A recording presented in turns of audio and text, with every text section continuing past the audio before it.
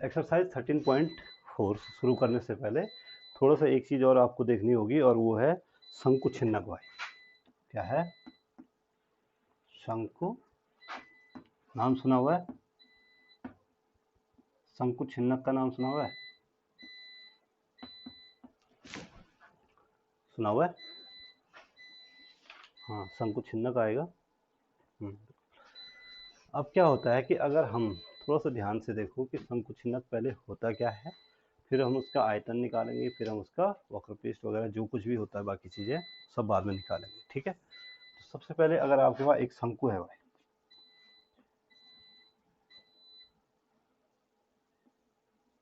ये आपके पास एक क्या है?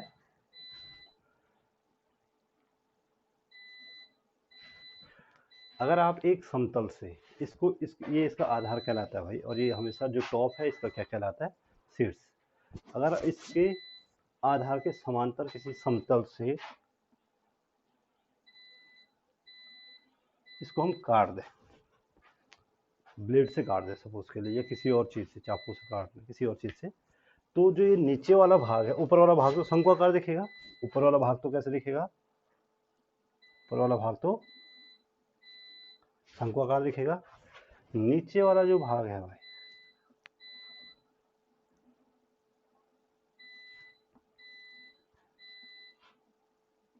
दो भागों में बांट दिया आपने शंकु को।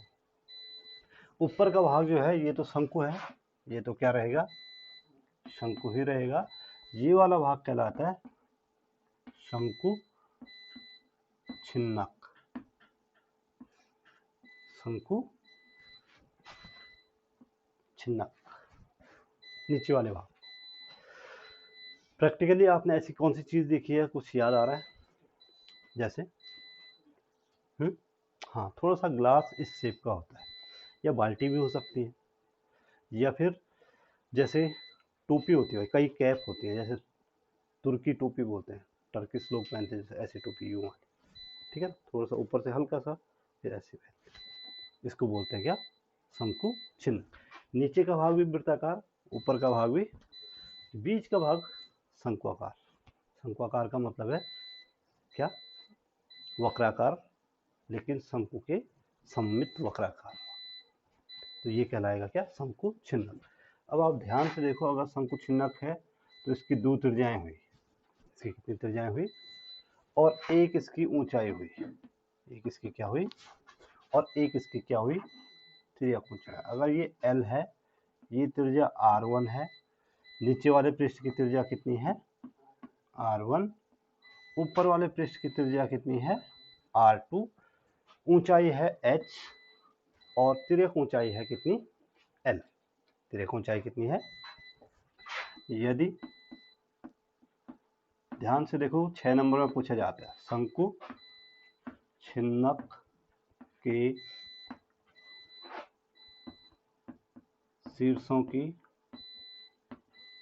त्रिज्याएं, शीर्षों की क्या क्या मान है?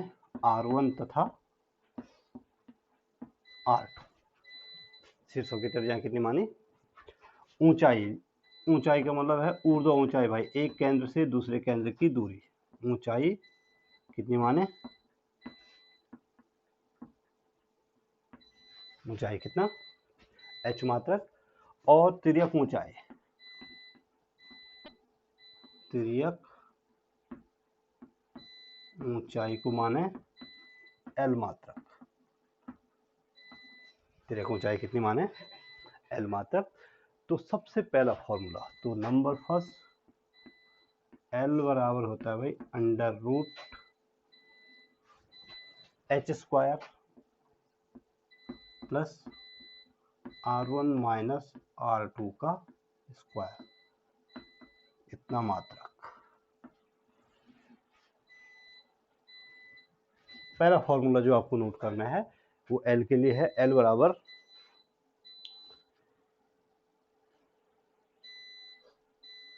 ठीक है। दूसरा जो फॉर्मूला आपको नोट करना है, शंकु छिन्नक का आयतन। शंकुछिन्नक का, जो ये शंकुछिन्नक है भाई, इसका आयतन कितना होगा, पूरे शंकु के आयतन में से ऊपर वाले शंकु के आयतन को हम घटा देते हैं, ठीक है ना। और वो थोड़ा लंबी प्रक्रिया है, इसलिए आप याद कर लो, ठीक है।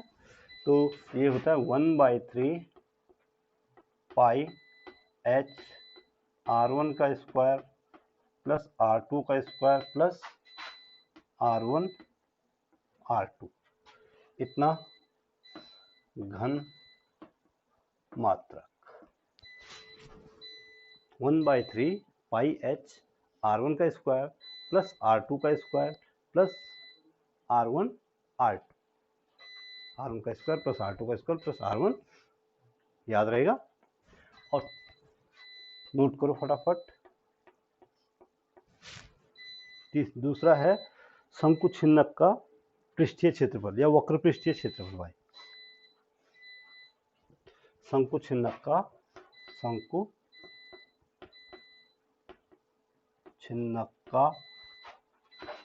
वक्र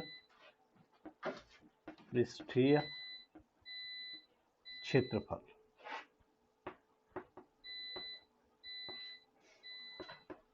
शंकुछिन्नक का वक्र पृष्ठीय क्षेत्रफल का फॉर्मूला बहुत आसान है याद करने के लिए भी, पाई l r1 प्लस r2, इतना वर्ग मात्रक, ठीक है। और चौथा और लास्ट, शंकुछिन्नक का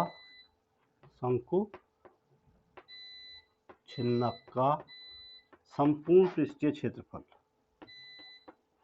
संपूर्ण पृष्ठीय। अब संपूर्ण पृष्ठीय क्षेत्रफल में क्या होगा, देखो वक्र पृष्ठ में ये ऊपरी पृष्ठ, निचला पृष्ठ और ऊपरी पृष्ठ दोनों के दोनों क्या हो जाएंगे, जुड़ जाएंगे। तो शंकुछिन्नक का वक्र पृष्ठ है पाई l r1 प्लस r2, इसमें पाई r1 स्क्वायर नीचे वाला पृष्ठ का जुड़ा और पाई r2 स्क्वायर किसका जुड़ा, ऊपर वाले पृष्ठ का, ठीक है ना। चाहो तो इन सबसे पाई कॉमन ले लो, ना चाहो तो मत लो, क्या फर्क पड़ने वाला, क्योंकि कैलकुलेट तो अलग अलग ही होना है, तो इतना ही छोड़ दो। पहला फॉर्मूला 1/3 पाई h r1 का स्क्वायर प्लस r2 का स्क्वायर प्लस r1 r2, ये आयतन हो गया। पाई l r1 प्लस r2 क्या हो गया, वक्र पृष्ठ हो गया। पाई l r1 प्लस r2 ये वक्र पृष्ठ हो गया, प्लस ये वाला आधार का क्षेत्रफल प्लस ये वाला शीर्ष का क्षेत्रफल, तो ये टोटल हो गया संपूर्ण पृष्ठ। याद रहेगा, नोट करो फटाफट, ये फॉर्मूले ही काम आएंगे। और ध्यान रहे इस चैप्टर से एक ना एक क्वेश्चन 6 नंबर में जरूर पूछा जाएगा। 5 क्वेश्चन है केवल इस चैप्टर में, एक क्वेश्चन जरूर पूछा जाता है, नोट करो।